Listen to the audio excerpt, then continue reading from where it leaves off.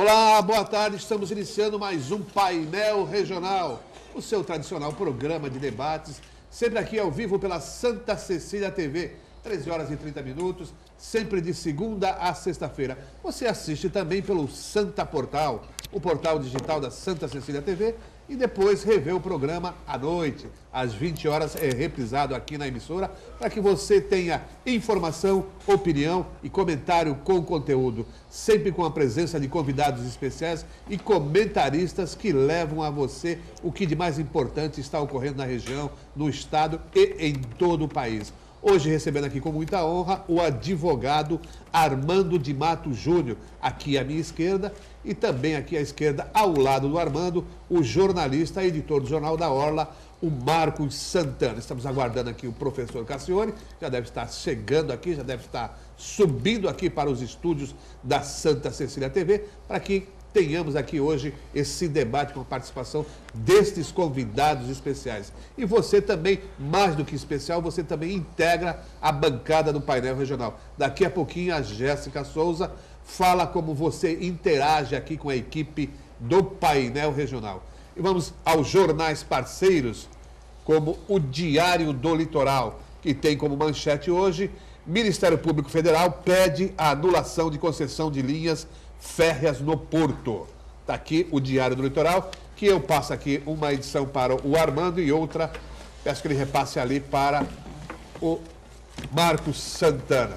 Outro jornal parceiro do mesmo grupo do Diário do Litoral é a Gazeta de São Paulo, que tem como manchete hoje: Renan diz que Lava Jato precisa parar com exibicionismo. Está aí a crítica do presidente do Senado, Renan Calheiros, ao grupo, né? A força-tarefa da Lava Jato. Aqui as edições para o Armando e também para o Marcos Santana. A gente vai começando aqui o cumprimento aos nossos convidados. Doutor Armando, tudo bem? Boa tarde. Tudo bem, é um prazer, meu amigo Heraldo, estar aqui ao seu lado, ao lado da Jéssica, do meu amigo Marcos, fez o colegial comigo no passado, ao doutor Vicente Cassione, nosso eterno professor que acaba de ingressar nos estúdios. Prazer estar aqui com você e vamos debater esses assuntos de muito interesse da sociedade. Muito bem. A gente também vai cumprimentando aqui o nosso colega, o jornalista Marcos Santana, editor do Jornal da Orla. Tudo bem, Santana? Tudo bem, satisfação, é um prazer, um privilégio participar do painel regional. E hoje, para mim, um dia especial para o reencontro do Armando, né? Meu colega de classe no ginásio, no colegial, amigo, vizinhos de carteiras na Escola Estadual Olga Cury, ali no conjunto do Jaú, ali na Aparecida, né? Verdade. Uma satisfação muito grande ver de que ele conseguiu um destaque muito especial na advocacia, sendo uma referência para os demais colegas da profissão. Uma saudação muito especial ao Armando. Muito obrigado pelas palavras, meu caro. Muito bem. E já presente também o nosso professor, o nosso mestre aqui, o advogado e jornalista também, colega jornalista, professor Vicente Cassione. Tudo bom, professor? Tudo bem. Heraldo, Armando, obrigado pelas suas palavras. Um abraço ao Marcos, à Jéssica e aos caríssimos telespectadores. E a Jéssica? Jéssica, como é que faz o telespectador para participar, o internauta participar aqui da nossa mesa de debates? Vamos lá, tudo bem, Heraldo? Boa tarde para você, eu cumprimento aos convidados da bancada e uma ótima tarde também para você aí de casa. Para participar, através dos telefones 3223-1120 ou 3223-7676, você pode mandar a sua dúvida, sugestão, pergunta, opinião, ou também através do Facebook, facebook.com/painel regional TV. Participe com a gente. Muito bem. Lula agora é réu na Lava Jato. O juiz Sérgio Moro aceitou denúncia contra o ex-presidente Lula, sua mulher Marisa Letícia, o presidente do Instituto Lula, Paulo Okamoto, e também o ex-presidente da OAS, o José Adelmari Pinheiro, o Léo Pinheiro. Lula é acusado de receber propinas. O que é OAS? OS. OAS. OAS, a empreiteira. OAS. Então, o Lula é acusado de receber propinas da empreiteira entre 2006 e 2012. A empreiteira teria pago as obras lá do apartamento triplex no Guarujá e também o armazenamento de bens do Lula e da dona Marisa. A denúncia foi apresentada de forma até espetaculosa, segundo muitas críticas aí na semana passada, mas agora são réus. que vai acontecer agora, querido amigo Armando? Eu vou usar da minha palavra, mas o professor Dr. Vicente Cassione está aqui ao lado, tenho certeza que ele vai finalizar, não sei se pensa da mesma forma que eu. Não é que será processado, tanto ele como os demais e qualquer pessoa que responde a um processo crime no Brasil é dessa forma. Essa fase inicial, o juiz entende ou não entende que há alguma coisa ali a ser investigada. Ele recepciona a denúncia, abre prazo para que esses réus apresentem a sua defesa preliminar, a resposta à acusação, assim diz a lei hoje, podendo daqui a pouco o juiz falar, não, aqui não, eu olhei a prova, realmente a defesa está correta e o processo não terá sua marcha. Então, não é que serão processados até o final. Nesse caso específico, até por uma questão política, acredito que sim. Não tem como o Moro, nesse momento, falar, não, eu não vou prosseguir o processo, não tem como. Ele vai fazê-lo. Mas, tecnicamente, não quer dizer, nesse instante processual, que isso siga, isso prossiga. A única coisa que eu quero contestar aqui, não estou falando mal do Ministério Público e não estou falando bem do ex-presidente Lula, mas a forma como foi repassada isso, por que não repassam quando prendem um traficante no cais, quando alguma coisa na Justiça Federal é investigada, eles fazem essa celeuma toda? Contratam uma empresa, colocam lá um computador, uma tela grande e explicam para a sociedade todos os processos. Não é feito dessa forma. Então, esse ponto eu entendo que o Ministério Público pecou. Agora, o processo terá a sua marcha e vamos ver o que vai acontecer. Santana, o script está seguindo, né? Primeiro o impeachment da presidente Dilma, depois a cassação do Eduardo Cunha e agora parece que o objetivo é a prisão do Lula. Eu venho repetindo nas minhas participações que nós temos que ter uma certa cautela em relação à questão do processo que está transcorrendo para evitar o excesso de torcida, né? Porque muitas pessoas realmente, por odiar o PT e o Lula em especial, querem ver o Lula na cadeia. Mas uma coisa é você torcer para que alguma coisa aconteça para satisfazer uma vontade pessoal, outra coisa é você obedecer ao processo legal, ao processo penal, aos trâmites. Eu gostaria de lembrar aqui, essa semana eu vi um comentário de um cientista político falando sobre essa questão do Ministério Público, aquela pirotecnia que foi a apresentação em PowerPoint da oferta da denúncia contra o presidente Lula, né? Ele atentou para uma coisa que pode estar acontecendo, que é o procuradorismo.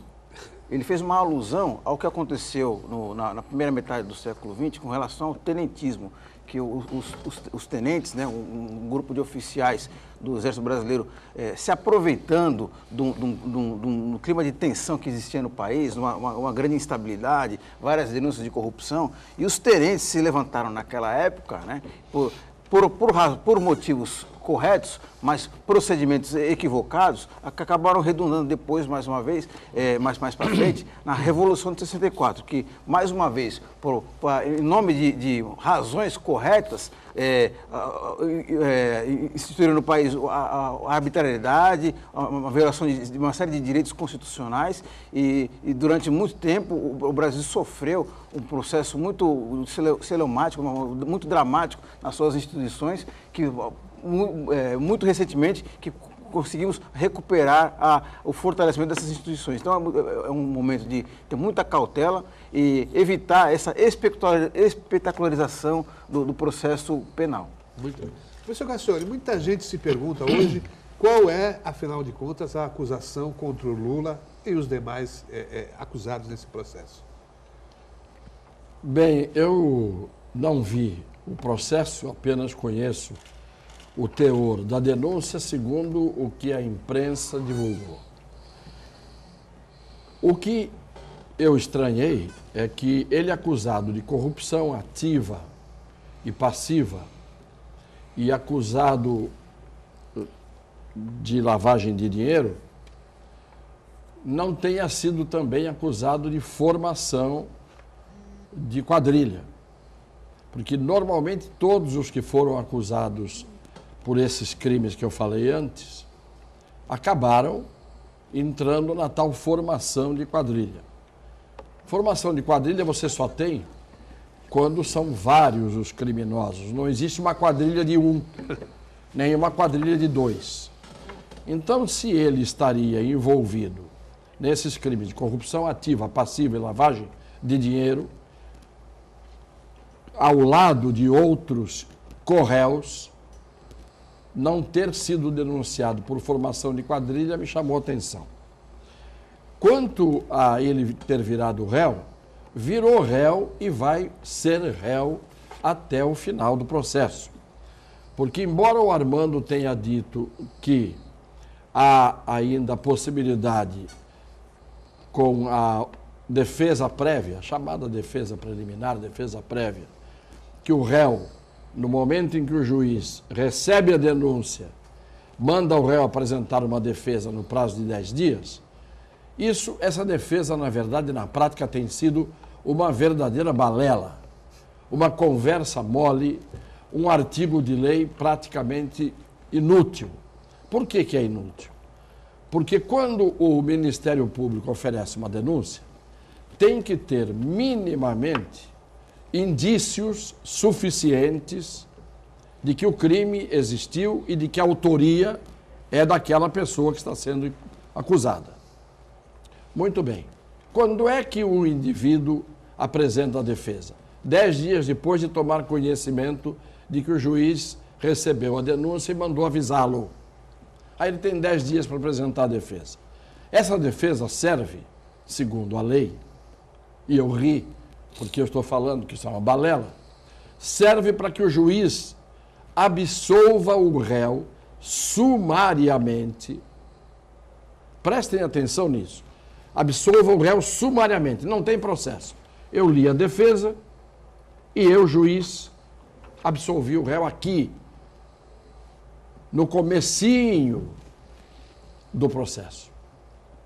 Porque processo começa, anda, processo é isso, é andamento e termina com uma sentença. Muito bem. Quando que o juiz absolve sumariamente? Primeira hipótese, são 4 hipóteses. Primeira hipótese, quando houver manifesta, isto é, salta aos olhos, uma causa excludente de criminalidade, excludente de crime. Isto é, está evidente à primeira vista, diante de qualquer olhar mais rigoroso que seja, que houve, por exemplo, uma legítima defesa. Ora, se o juiz tem diante de si um caso em que há uma manifesta causa excludente de crime, exemplo, legítima defesa, exemplo, estrito cumprimento do dever legal, exemplo, estado de necessidade, exemplo, exercício regular de um direito, o que o juiz faz? Se ele vê isso na hora que a denúncia chega, ele não precisa nem mandar o réu apresentar a defesa. Se é tão manifesta a presença de uma legítima defesa, o juiz já não recebe a denúncia. Ele pode não receber sequer a denúncia. Quando ele recebe a denúncia e manda o réu apresentar uma defesa, a causa manifesta de excludente de crime já não existe. Há juízo dele, magistrado, que recebeu a denúncia. Qual é a outra hipótese de absolvição sumária, liminar? Quando existe uma causa excludente de culpabilidade evidente, salta aos olhos, espirra nos olhos da gente. Exemplo, não era exigível do réu, quando ele agiu, que ele tivesse uma outra conduta, uma conduta diferente da que ele teve. Então ele não tem culpa, porque se nós não podemos reprovar o que ele fez e não era exigível dele outra conduta, é evidente que ele não tendo culpa não pode ser processado. Se o juiz tivesse visto isso, uma causa evidente de excludente de culpabilidade, já não receberia sequer a denúncia. Não precisa o réu mandar o réu fazer a defesa. Já são duas hipóteses. A terceira hipótese é quando o fato narrado na denúncia, aquilo que o promotor diz que o réu fez ou que o acusado fez, o juiz verifica e diz, mas ele está descrevendo aqui, o promotor, que o réu cometeu um crime A.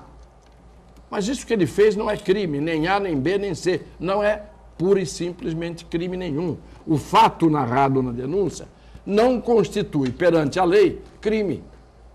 Então, ele pode absolver sumariamente.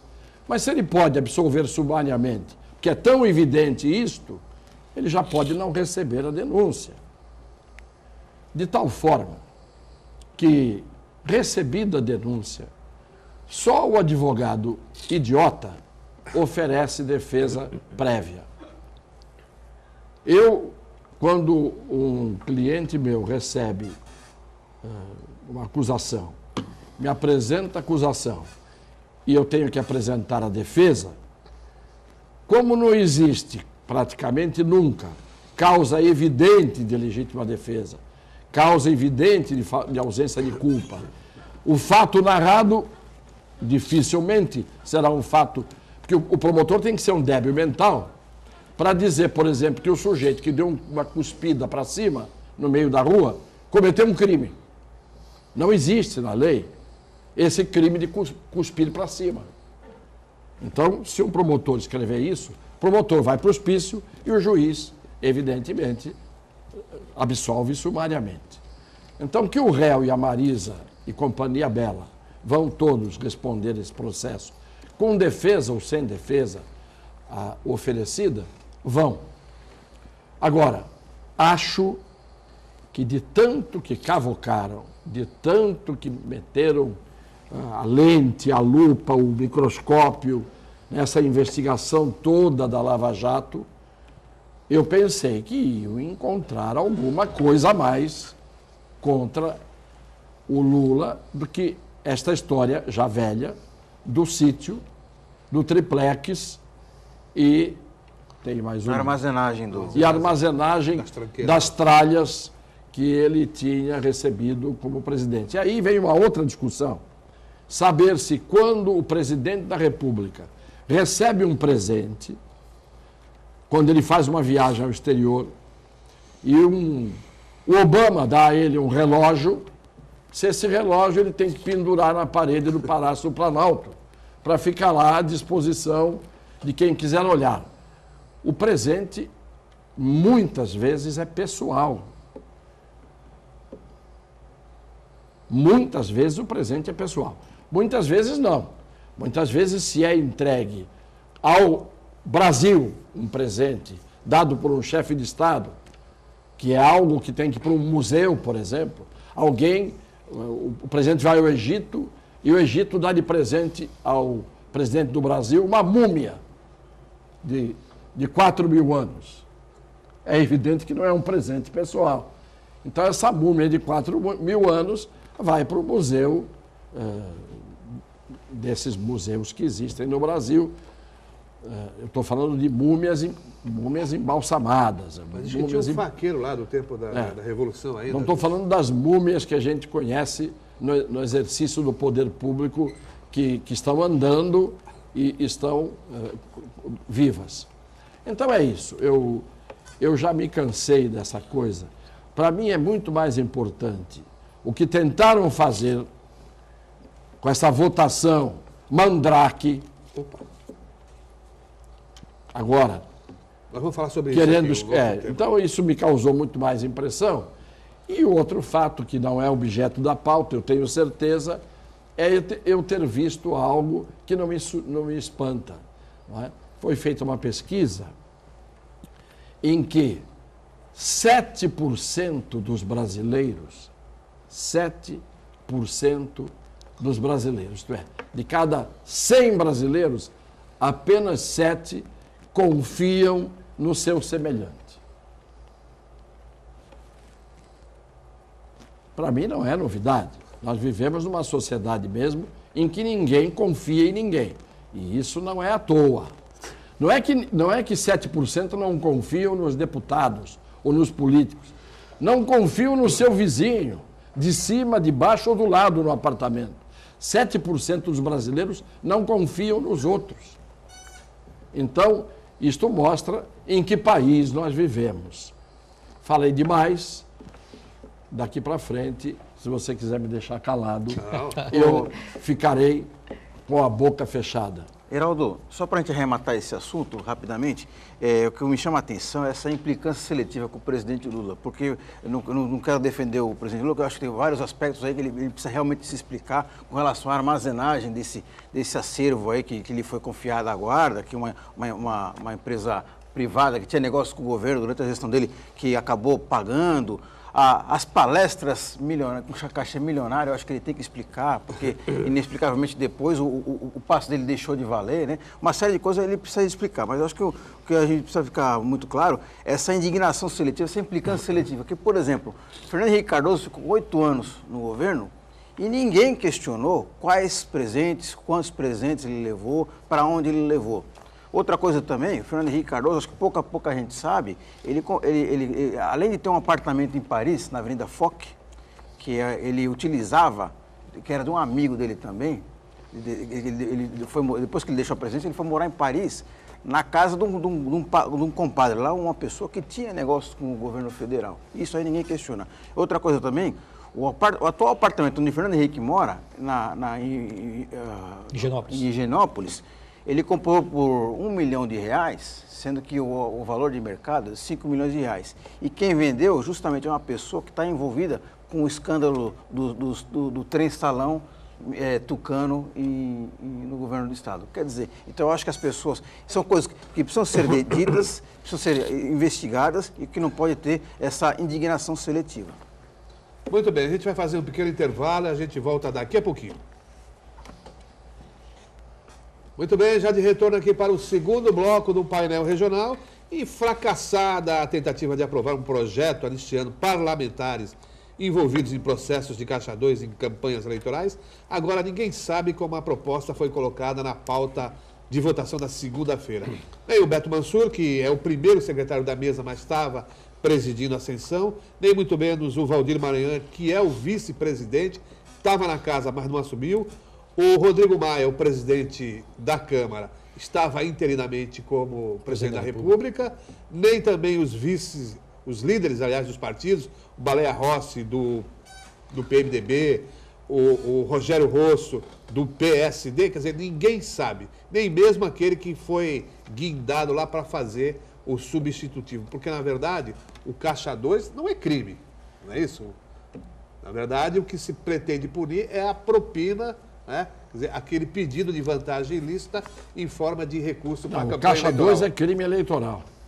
Caixa 2 é crime eleitoral. Se você recebe por São fora... São tais recursos não contabilizados. Se você recebe e não declara o que você recebeu, sim, na prestação de contas ao TRE, isso é crime eleitoral. Mas, na verdade, o que pretendia? Pretendia amnistiar, né? Criminalizar a lei, criminalizar essa prática a partir desse momento, a partir da edição da lei, que está, inclusive, naquelas 10 medidas que os procuradores da República andaram divulgando aí pelo país. É isso, professor? Na verdade, não é bem uma anistia. O que eles queriam fazer... E primeiro, eu estive lá 8 anos, não me venham com essa história de que o processo entrou na pauta sozinho. Nenhum gari dos que fazem a limpeza do parlamento à noite tem acesso a um projeto e coloca na pauta e essa pauta vai para a mesa. Não, a pauta é feita por parlamentares e parlamentares graúdos, desde os membros da mesa até os líderes. E normalmente entram esses processos por consenso. Consenso. A liderança, na sua maioria, decide e a mesa decide. E é isso que faz que alguns processos fiquem encalhados e outros tramitem normalmente. Então, claro que isso teve uma porção de gente que combinou de levar esse processo à votação. Mas não é bem uma anistia. O que eles iam fazer é o seguinte: criminaliza agora o Caixa 2, mesmo quando não for provada a propina. Criminaliza. Faz crime penal. Não é crime eleitoral só. Crime penal. Porque crime eleitoral é o de menos. Crime penal. A sanção é multa, muitas vezes. Claro. Aí o que aconteceria? Como o crime foi tipificado a partir de agora, com a aprovação dessa lei, se fosse, o que acontece? A lei penal não retroage para pegar as pessoas que fizeram aquele tal crime quando ainda não era crime. Não volta para trás. A lei penal não pega o fato anterior à própria lei. Então, valeria daqui para frente.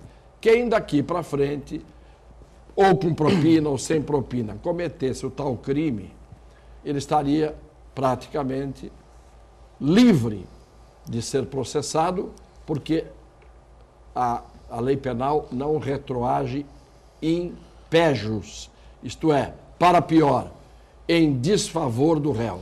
A lei penal só retroage in bonam partem, isto é, em benefício do réu.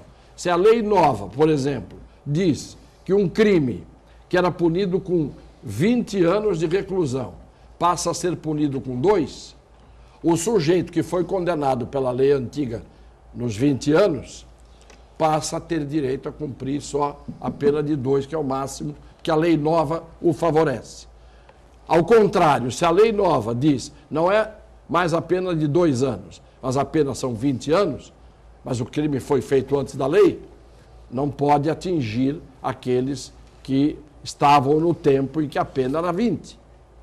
Professor Cassione, pelo que eu entendi, e o telespectador também, o que ontem faria a Câmara dos Deputados era entregar uma declaração de idoneidade àqueles que, em tese, passariam futuramente a responder por isso. Por quê? Como bem explicado aqui tecnicamente, a lei, quando ela é publicada, ou ela entra em vigor na data da sua publicação, ou seja, naquele dia em que o Diário Oficial da União ele é colocado publicado, ou a lei fala, olha, essa lei entrará em vigor daqui 45, 90 dias, que é o vacatio legis, o espaço da lei, entre hoje e data da sua efetiva atuação.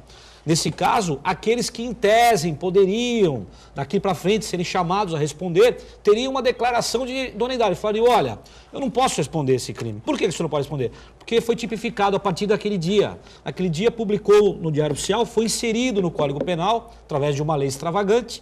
Então, o passado, não há mais nada a ser feito. Daqui para frente, tomaríamos mais cuidado. É isso. Muito bem, muito bem explicado. Tentaram, na verdade, para usar uma expressão já em desuso, um casuísmo. Na verdade é o seguinte, é mais um caso, né, que é rotina na Câmara dos Deputados, incluírem jabuticabas jurídicas, né, dentro de... Pega-se uma lei muito maior, né, e aí dentre elas enxerta-se um artigo que não tem nada a ver com o resto do conjunto da obra, para tentar favorecer grupos específicos, interesses particulares, né? E no caso aqui, esse episódio demonstra, por A mais B, o teor daquele grampo em que foi pego o Romero Jucá, que ele fala assim, não, precisamos estancar a sangria. O que significa estancar a sangria? Olha, aqui foi pego com a boca na botija aí, no Petrolão, com os recursos não contabilizados, na lista do Odebrecht e assim por diante, vamos limpar a barra desse pessoal todo, que é a tal da anistia. No fundo, é justamente isso daí, né? Que dá o salvo-conduto aos políticos que cometeram esses crimes, né? Crime de dinheiro não contabilizado na campanha e também de evasão fiscal, que as empresas, a partir do momento que elas oferecem um dinheiro que não está na sua contabilidade oficial, elas também cometem o crime de evasão fiscal. E outra coisa que chama a atenção é o seguinte, caso fosse aprovada, como na calada da noite, né, como era o caso daí, beneficiaria inclusive os candidatos da atual eleição, dessa eleição municipal também eles se beneficiariam. E um aspecto que me chama muito a atenção aí, que quando o filho é feio, né, quando ninguém é o pai, né? Causou, acho que, risos em muita gente aí, a postura do deputado federal Beto Mansur, que ele estava presidindo a sessão, já que o titular, Rodrigo Maia, estava exercendo a presidência da República. Mas então, o Maranhão estava lá. O Maré do lá. E o Beto Mansur, curiosamente, eu acho que a soneta saiu pior, a emenda saiu pior que o soneto, porque ele falou que ele não sabia do que se tratava ali, o que estava sendo votado. Mas se fosse colocado em pauta, 513 deputados votariam. Sem saber o que votariam. Ele tem que saber o que ele está presidindo ali, né? E o que eu acho interessante também, que não apareceu quem foi o artista, o autor da emenda Jabuticaba, e os tais líderes, que depois o Beto Mansur, depois que ele foi apertado, que a manobra foi pega ali, foi flagrada ali, pelos deputados do Rede e do PSOL, os líderes do PMDB, PSDB, PSD, PP e o PT também está nesse balaio de gato aí, simplesmente desapareceram. Quer dizer, o filho feio, a paternidade não apareceu. Quer dizer, é uma coisa que eu acho que o eleitor tem que ficar muito atento aí, quando esse político vier pedir voto mais uma vez. Um dos melhores deputados que o Brasil teve nas últimas décadas é o Miro Teixeira, do Rio de Janeiro. E foi o Miro quem levantou a questão primeiro. E veementemente. E teve que lutar muito ali, esbravejar, até que outros o ouviram e começaram a repetir o que ele estava dizendo, porque quase que a coisa passa com um atropelo em cima do Miro. Literalmente na calada da noite, né? Na calada da noite. Isto, olha, eu já tinha visto algumas coisas acontecerem dentro da Câmara Federal. Mas a esse ponto, chegar a esse ponto, de você embutir num projeto uma sacanagem, fazer isso escondido, não aparecer a paternidade de quem é que fez isso, não aparecer o nome de quem combinou isso. E nós sabemos que quem combinou isso foram todos os partidos que estão com o pé na lama.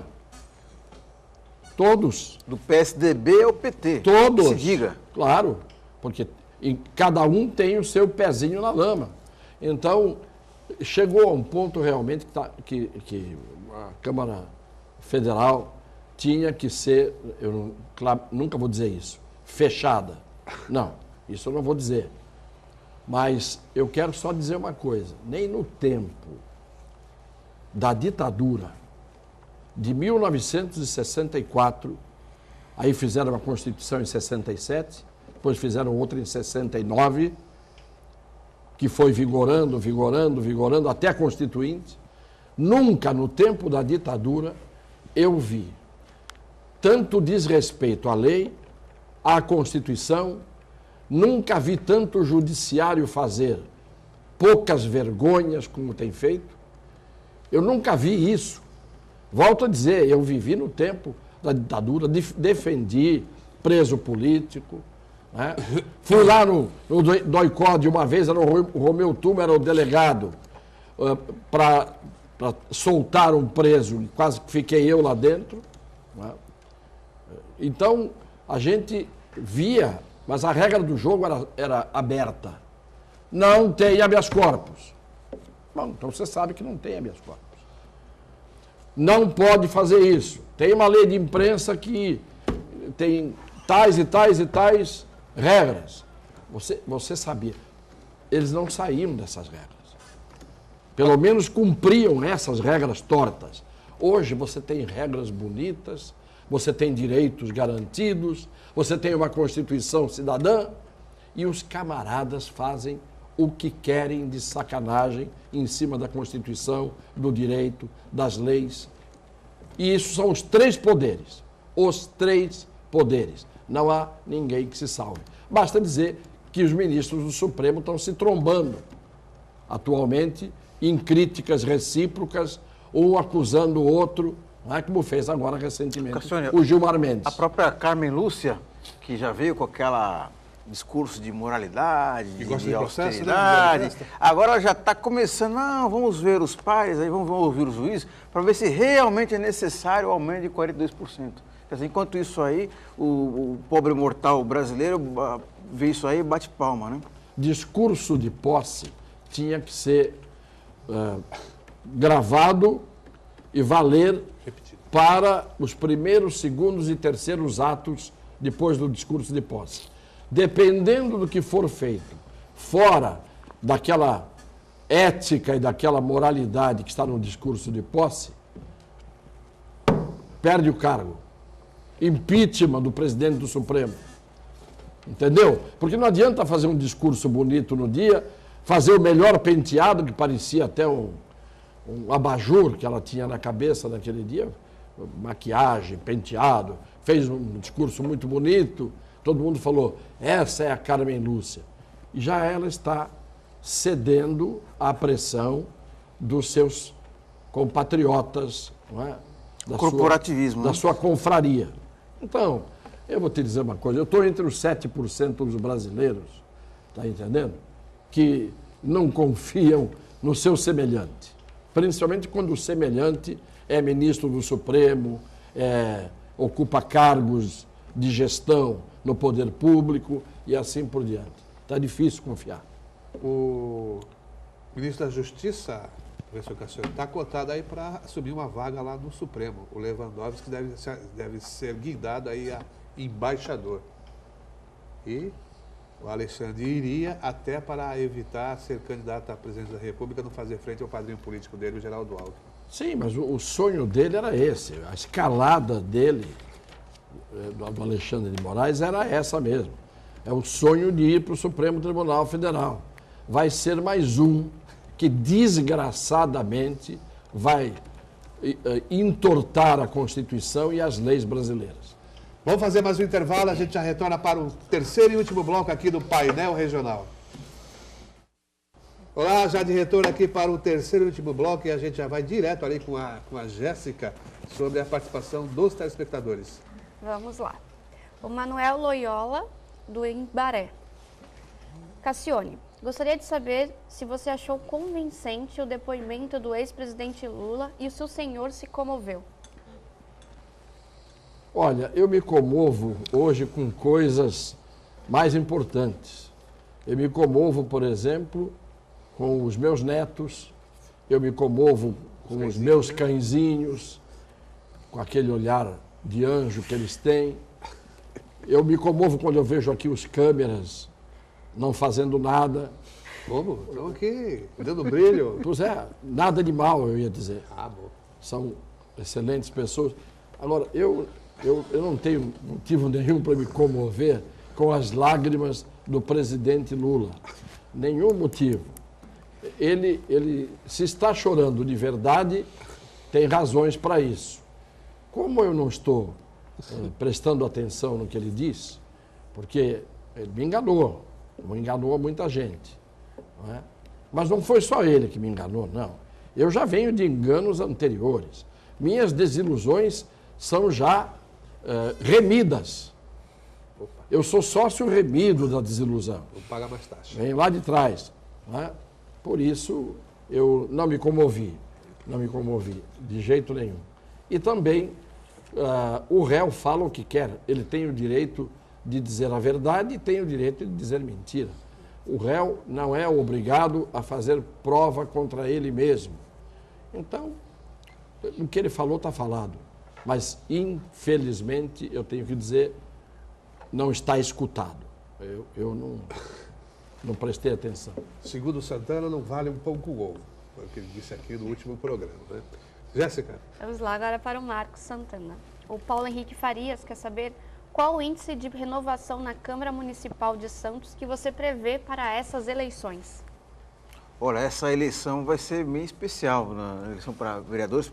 Primeiro, 4 renovações são garantidas, que o Zé Lascani anunciou a sua aposentadoria, Sandoval Soares e Evaldo Stanislau são candidatos a vice-prefeito e o Del Bosco Amaral é candidato a prefeito. Acompanhando o desempenho dos vereadores da Câmara aí, e eu acho que acreditando no bom senso dos eleitores, vamos perceber que uma boa parte dos vereadores aí não vão conseguir renovar seu mandato. Quais são eles? Aqueles que praticam o clientelismo, que rebaixam a função de vereador a um mero despachante de favores, aqueles que deixam de executar a ação legislativa, aqueles que são mero reboque do Poder Executivo, aqueles que se dedicam apenas a prestar homenagens, placa disso, placa daquilo, dia daquilo outro. Então, esses vereadores que têm um um mandato mais superficial assim, eu acho que eles aí vão ser realmente execrados pelos eleitores. Me permita, meu amigo, também o falecimento do Marcos de Rossi. Marcos de Rossi. É uma vaga também que certamente, né, possivelmente ele seria reeleito. Então, outra vaga também aberta. Não sei Mas se o nós temos suplente... lá o atual ocupante dessa vaga, que é candidato à reeleição, né? Que é Sim. o vereador Boquinha, né? Sim. Mas não sei se ele estivesse vivo, se ele prosseguiria. Possivelmente sim. Porque era um candidato muito forte, né? Seria candidato a vice. Sim. O grande problema mesmo que eu vejo é que você tem 300 e tantos candidatos a vereador. E se você pegar a opinião pública, o povo, de uma maneira geral, as pessoas desta cidade, incluindo principalmente as pessoas de bem, homens e mulheres de bem, ninguém tem uma lista que deveria ser entregue a cada um dos eleitores com um mínimo de informação sobre a vida e a obra de cada candidato. Você tem uma eleição em que todo mundo fica escondido, uma campanha em que ninguém pode aparecer, não pode fazer isso, não pode fazer aquilo, não pode dar uma entrevista, você não pode falar o nome dele na televisão, não pode isso, não pode aquilo. Parece que é uma eleição sigilosa. Vamos votar em quem? Não sei. Nos personagens encapuçados. É que veio o projeto lá da Câmara. Muito bem. Tinha que haver uma lista que todo mundo teria acesso a essa lista, e nessa lista deveria ter, no mínimo, a escolaridade do sujeito, que profissões ele exerceu na vida, o que ele fez, o que ele deixou de fazer. Não basta só saber se ele tem antecedentes criminais. Está cheio de gente que não tem antecedentes criminais e nem por isso serviria para ser vereador. Ou nem por isso tem currículo para ir lá fiscalizar a administração, fazer projetos de lei, barrar projetos de lei, porque não é só fazer bons projetos, é barrar os projetos marotos. Não é? As jabuticabas. As jabuticabas, impedir determinadas manobras. Agora, em quem o sujeito vai votar? Que culpa tem o eleitor? É integral a culpa do eleitor que está desinformado? Bom, ele tem que ir aonde? A um cartório eleitoral para saber quem são os candidatos. Quero ler nome por nome. 300 e tantos nomes. E aí ele vai ler 300 e tantos nomes. Como é que ele vai saber quem é quem? O que esse sujeito faz? O que esse sujeito fez na vida? Tem que dizer filho de quem, da mãe tal, do pai tal, estudou em tal lugar, nasceu em tal lugar, trabalhou em tais e tais e tais empregos, ou exerceu tais atividades, não é? Isso tudo tinha que vir, no mínimo, para você fazer um mínimo de triagem. Porque há hoje políticos no Brasil, e mesmo aqui da cidade, que já caminharam uma longa trajetória e nunca exerceram uma atividade profissional por conta própria. Nunca exerceram uma atividade profissional por conta própria. Isto é, fazem da política profissão. Então, isso não é bom. Eu sempre dou o meu exemplo, não porque eu seja um exemplo ou exemplar, mas eu dou um exemplo, que é o seguinte: eu entrei na política com 52 anos de idade. Fui candidato na primeira vez com 52 anos de idade. Já era advogado nessa altura há 27 anos. Quase 30 anos eu já era advogado. Já era professor de direito há 24 anos. Já tinha uma história. Já tinha sido vice-reitor da Universidade Católica. Então, você já era alguma coisa que você já era conhecido, pelo menos. Não é?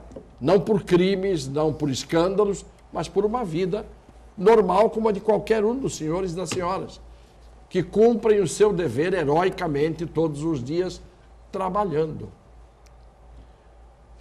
Bom, Jéssica, mais participações? Temos participações pela internet, pelo Facebook. Vamos nelas. A Leide, de tudo que falam, Quem? uma colocação. Leide, De tudo que falam, sempre uma verdade vai vir à tona.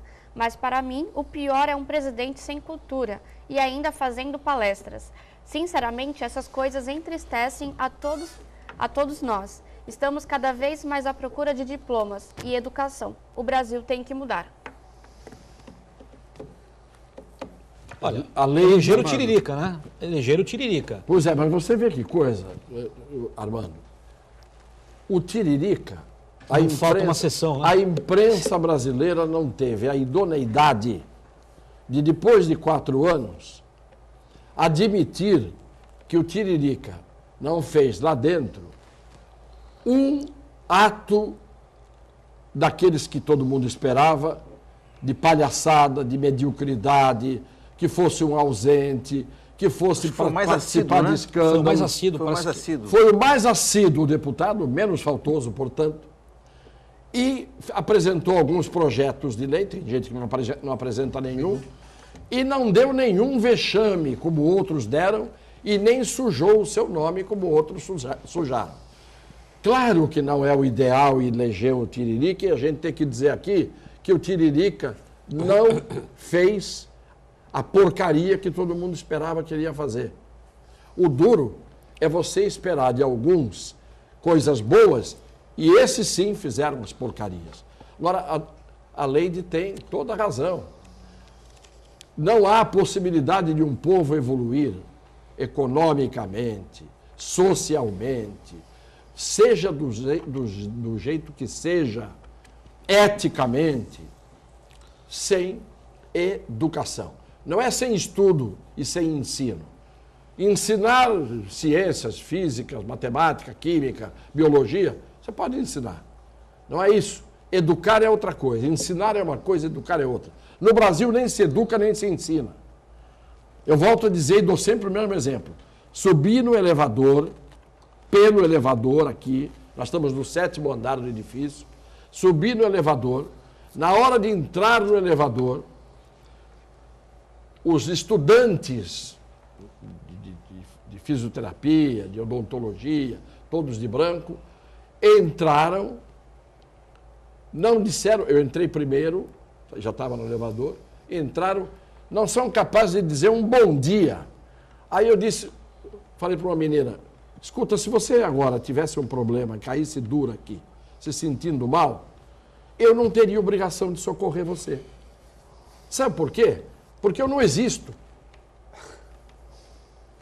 Se você entra e não tem a educação de dizer um bom dia para quem está dentro do elevador, na hora da segunda vez, entrou um rapaz de camisa regata, com fone no ouvido, eu ia entrando, ele me deu uma ombrada e entrou na minha frente. Aí eu dei um safanão nele para apertar o botão, como se fosse para apertar o botão, dei-lhe uma patada no peito. Você entendeu como é que a gente vive hoje? Num país em que as pessoas não têm sequer a educação Pode acionar o Estatuto do Idoso. Né? de dizerem bom dia. Hã? O senhor pode acionar o Estatuto do Idoso. Pois é, mas aí que está, o Estatuto do Idoso, na Fica verdade, marcando na porta. ele não vale absolutamente nada.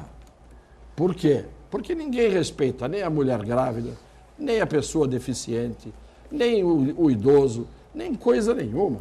Ninguém respeita coisa nenhuma.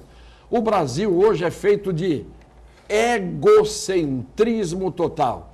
Eu e o meu eu e o meu ego, eu que me amo, eu que sou o máximo, eu sou o Everest diante dos morrotes e das pequenas colunas que existem por aí. Triste país de deseducados em grande parte. E os outros, como a Leide e tantos outros telespectadores, sabem que isto é muito triste porque não são como esses. São educados, têm berço, receberam educação da família, da escola e assim por diante. Agora, Jéssica. Cassione, a Leide disse da importância do estudo, do diploma universitário, mas muitas vezes, boa parte das vezes, o simples ter diploma universitário não significa coisa nenhuma, né? Porque muitas vezes as pessoas frequentam a faculdade, têm o diploma, mas não quer dizer que tenham conhecimento, que tenham experiência de vida, que tenham algumas que não sabem nem ler algum e escrever. repertório humanístico para poder contribuir para a sociedade. Então, tem que ter muita cautela para saber se o diploma universitário, na verdade, não é a condição intrínseca, o suficiente, exata, de que a pessoa vai ter um bom desempenho na função pública. Eu falei sobre o Tiririca, porque eu acho que eu tenho certeza disso, me recordo, a época em que ele foi eleito, precisou passar por uma sabatina. Foi. Para ver se ele sabia efetivamente Será escrever, alfabetizado, né? Mas, como bem colocou, ele é um dos deputados que mais frequenta, não falta. Outros países nós observamos também, alguns presidentes que não fizeram faculdade, não têm curso superior e foram bons presidentes, entre eles o Mandela, né? Mandela foi um presidente... A universidade dele foram quase 30 anos de cárcere. Na cadeia. Não é? E foi um presidente uma das maravilhoso. maiores personalidades do século XX. Do mundo. Então, como bem disse aqui o meu grande amigo, o colega aqui de bancada, não é o curso superior. Às vezes até isso atrapalha, porque você tem uma outra visão do mundo, do dinheiro, do poder e aquele mais humilde. No caso do ex-presidente, a lei autoriza a pessoa alfabetizada, não tendo antecedentes criminais, é a lei da ficha limpa, né? Em segundo grau, ele pode ser condenado até em primeiro grau. Se em segundo grau, por um órgão colegiado, não foi condenado, não há problema nenhum. Mas esse é o nosso sistema e nós vamos viver com isso. Vamos mais um. Vamos lá. O Martinho Leonardo. Parabenizo o painel pelas grandes aulas de civismo jurídico dadas pelo Dr. Vicente Cassione. E ele gostaria de saber o que você acha do voto distrital. Isso é importante para a próxima reforma política? Muito obrigado ao Martinho, Leonardo. O voto distrital é uma coisa engraçada no Brasil. É algo que todo mundo quer, diz querer, todo mundo defende, mas na prática ninguém vota a lei instituindo a reforma política com o voto distrital. Porque o voto distrital, ele é bom por uma razão. Se você mora num prédio e conhece todos os condôminos e conhece o síndico, é muito mais fácil de você saber quem é bom, quem é ruim, quem faz, quem não faz, o que é que cada um faz, o que é que naquele quinto andar existe, o que é que existe no terceiro. Então, o voto distrital é isso, é você votar nos candidatos que são daquela região, que estão próximos de você e dos quais você pode cobrar algo amanhã. O voto não distrital significa o seguinte: o candidato de Ribeirão Preto vem aqui em Santos e tira voto. E depois, nunca mais na vida, ele lembra que Santos existe no mapa, que São Vicente existe no mapa, que Praia Grande existe no mapa e assim por diante. Nós cansamos de perder milhares de votos para candidatos de fora, milhares. Não elegemos gente daqui porque votaram em gente de fora. Mas faz isso porque o vereador é o Exatamente. cara eleitoral, não é isso, Santana? O candidato forasteiro tem sucesso nas votações aqui porque sempre tem um caciquezinho local aqui, Claro. que troca de uns benefíciozinhos marotos aí, acaba fazendo essa campanha eleitoral para um forasteiro em detrimento dos interesses da nossa comunidade aqui. Sem dúvida nenhuma. Bom, a gente não tem mais tempo, vamos ter que encerrar. Eu agradeço aqui ao Armando de Matos Júnior, agradeço ao Marcos Santana, o professor Cassione, que está sempre com a gente, e também a Jéssica, que faz essa interação com o telespectador. Muito obrigado e até amanhã.